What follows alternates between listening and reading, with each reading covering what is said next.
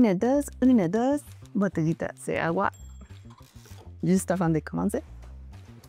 Salut toi, bienvenue à Décoisir Podcast. Je m'appelle Ingrid Cabezas et je te donne la bienvenue à cet épisode un peu spécial, un peu particulier. Puisque si tu es ici, c'est probablement parce que tu m'as accompagné pendant les 23 derniers épisodes de cette première saison de Décoisir. Et comme je l'ai dit, c'est un épisode un peu spécial, puisque c'est le moment de ralentir.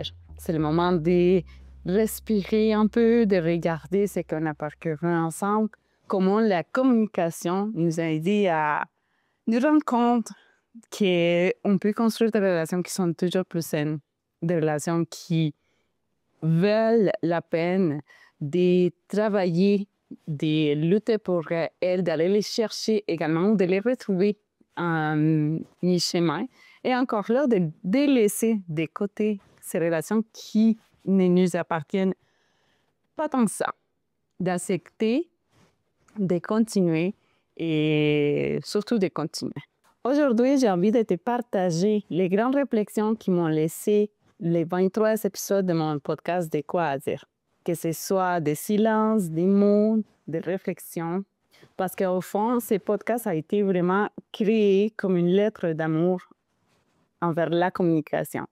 Parce que c'est elle qui guérit, c'est elle qui rassemble, c'est elle qui transforme. Alors, allons-y avec ces grands apprentissages qui m'ont laissé les épisodes un peu coup de cœur ou, bref, des grandes réflexions, on va dire, de cette saison de quoi dire. Nous avons parlé notamment de l'importance de l'authenticité. Et un des épisodes qui m'a le plus touché particulièrement de cette première saison, c'était la conversation avec mon ami Vincent Côté. Vincent est venu à Décoisir avec un corps grand ouvert pour nous parler de l'importance de l'authenticité. C'était un épisode qui m'a profondément marqué et ce n'est pas seulement à moi, mais à toi aussi, un épisode avec lequel tu as connecté profondément. Nous avons parlé notamment de comment nos mots impactent sur notre bien-être, de la douceur qu'on peut offrir à travers de nos échanges, d'accepter qu'on ne doit pas tout le temps chercher à faire une autre place ou à rentrer là où on n'appartient pas. Donc, une lettre de pardon, du bien-être, d'authenticité envers nous autres mêmes, principalement, mais aussi envers les autres. Alors, merci Vincent d'avoir partagé ton témoignage, d'avoir partagé ton histoire. Encore une fois, si tu veux approfondir concernant l'authenticité des mots, l'importance de l'authenticité des mots dans notre communication, dans nos relations, cet épisode-là restera par ici, quelque part, pour que tu puisses revenir autant que tu veux. Nous avons reçu également plusieurs personnes de la communauté franco-ontarienne qui nous ont parlé de l'importance de l'acceptation, des jugements, de la communication interculturelle. Parmi ça, je parle de Priscilla, je parle de Marcel, je parle de Nathalie, qui nous ont tous apporté une vision très particulière de comment on peut avoir notre communication dans un milieu très multiculturel comme le Canada. Alors, comment on peut arriver à communiquer de façon assertive, comment on peut arriver à écouter d'une façon plus ouverte avec toutes nos différences culturelles. Tu le sais depuis le début, un de ces épisodes également sur lequel j'ai parlé étant sur la dualité identitaire. Et cet épisode-là vient à l'encontre de ces 3 épisodes en particulier avec Priscilla, Marcel et Nathalie, puisqu'on a parlé des cultures, de l'acceptation, de comment on peut, à travers de notre communication, surtout dans un pays comme le Canada, qui est tellement ouvert à des cultures différentes, de pouvoir nous ouvrir, être à l'écoute des besoins des autres et de ne pas tout le temps chercher à forcer l'inclusion et la diversité. Un autre épisode qui a été très cher et qui m'a beaucoup appris, c'est apprendre à dire non. Souvent et pendant très, très longtemps, je pense que je vous l'ai déjà dit à plusieurs reprises, j'étais seule. J'avais tout le temps de la misère à dire non. J'étais tout le temps seule à dire oui, même quand je n'avais pas nécessairement envie ou quand je n'avais pas nécessairement le temps. Et en apprenant davantage sur la communication, J'ai appris à dire non parce que c'est une façon de me dire oui à moi-même.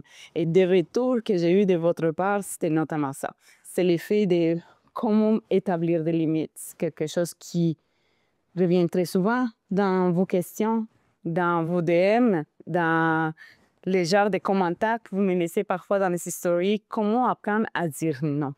Dire non, c'est dire oui à toi-même, mais c'est également une façon d'apprendre à te respecter, de respecter tes limites, de respecter tes opinions, de respecter ta place également. Et souvent, ce n'est pas tout le monde qui est réceptif à ça.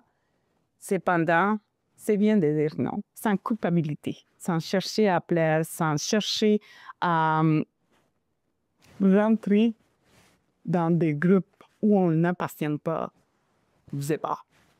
Tout le long de la saison de Décoisir, la communication nous a mené également à reprendre confiance en nous-mêmes, dans l'idée de pouvoir créer des projets qui nous tiennent à cœur. Moi, un des projets qui me tenait très à cœur, c'était pouvoir lancer mon podcast. Et pendant très longtemps, c'est un projet que j'ai bâti dans ma tête, dans mes processus, mais ma communication à ces points de création était tout le temps très négative. Je cherchais tout le temps des limites ou encore là, l'idée du perfectionnisme.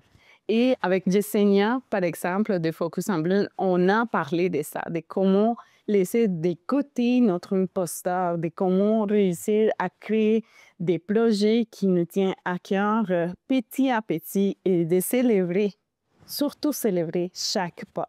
Donc, comment notre communication envers nous-mêmes nous aide à changer notre mindset et réussir nos projets. Nous lancer avec peur, oui, parce qu'on a toujours peur. La peur n'est pas jamais, OK? La peur est toujours là, que ce soit pour nous motiver ou encore là pour nous paralyser. Alors, c'est à nous de dévancer, de pousser vers l'avant pour aller chercher nos rêves. Et tout comme moi, comme mon projet de Décoisir, j'ai été capable de les lancer. Encore là, ma chaîne YouTube, où est-ce que tu vas pouvoir trouver plein d'astuces pour lancer ton projet de podcast si c'est ton idée pour améliorer encore ta communication grâce à ton podcast. Cette chaîne est là. Je l'ai lancée avec beaucoup de peur.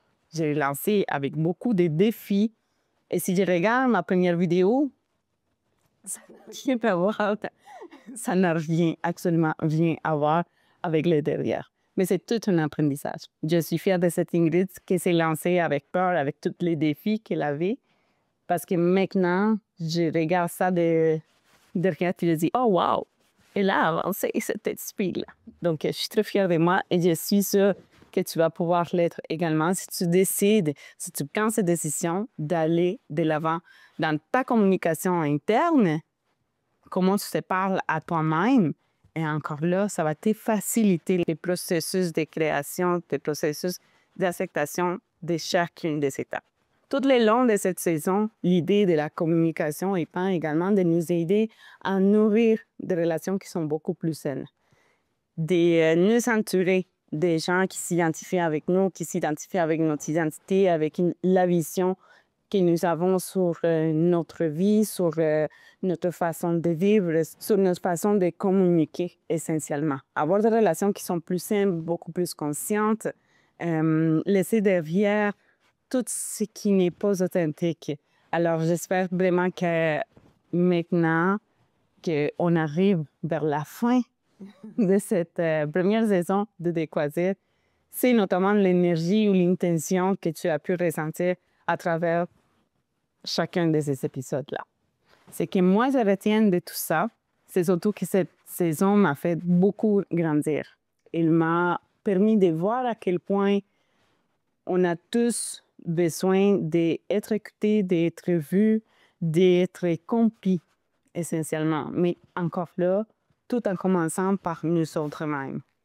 C'est d'ailleurs l'essence même de ce podcast. Comment Décoisir nous permet de comprendre qu'il y a une place pour toute sa diversité, pour tout le monde qui a quelque chose à dire. Parce qu'on a tous un message à partager, on a toute une expérience à partager, on a tous une idée qui peut prendre vie si on fait les choses comme ça doit être fait. Apprendre des techniques de communication, apprendre techniques pour avancer dans nos projets, dans notre podcast, c'est ta locution que tu dois faire dans cette vidéo que tu veux lancer. Si tu veux encore là avoir une présence en ligne sur les médias sociaux, c'est le moment de te lancer.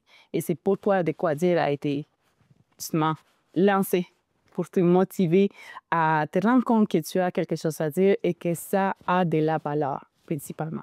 Et rappelle-toi que ceux qui ont choisi de dire ou de ne pas dire construit une relation, construit un projet, construit notre monde, notre entourage. Voilà ce qui conclut cette saison de De Quoi Dire, cette première saison de De Quoi Dire. 23 épisodes qui m'ont beaucoup appris. J'espère que ça t'a plu.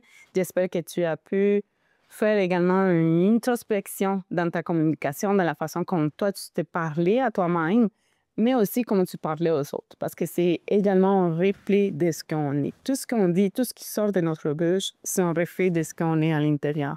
Donc, si tu ne te parles pas d'une façon qui est respectueuse, qui est consciente, qui est saine, comment tu peux attendre que le monde autour de toi va communiquer avec toi de cette façon-là? Donc, merci vraiment de m'avoir accompagné dans cette aventure de Quoi Dire podcast. On se retrouve dans une 12e saison qui est déjà en préparation. Donc, moi, ça m'intéresse énormément de connaître tes idées. Est-ce qu'il y a des sujets que tu voudrais en parler? Il y a des choses que tu veux qu'on approfondisse davantage? Veux-tu qu'on en parle? Bref, je ne sais pas. Quel est le sujet en communication que tu souhaites qu'on aborde dans une 12e saison de Quoi Dire? Tu peux connecter avec moi sur les médias sociaux. On va voir d'autres contenus, tous en relation avec la production vidéo, production de podcasts. C'est notamment dans mon métier. Donc, j'espère qu'on va pouvoir connecter. N'oublie pas de laisser ton commentaire, de laisser ton like et encore là, de m'écrire s'il y a un sujet que tu veux qu'on aborde dans la 2e saison. Et pourquoi pas, même si tu souhaites participer dans cette 2e saison de De Quoi Dire. Merci chèrement de m'avoir accompagné dans cette aventure de De Quoi Dire et on se retrouve bientôt pour une 2e saison. Ciao! Nous avons tous de quoi dire. Tout le monde va être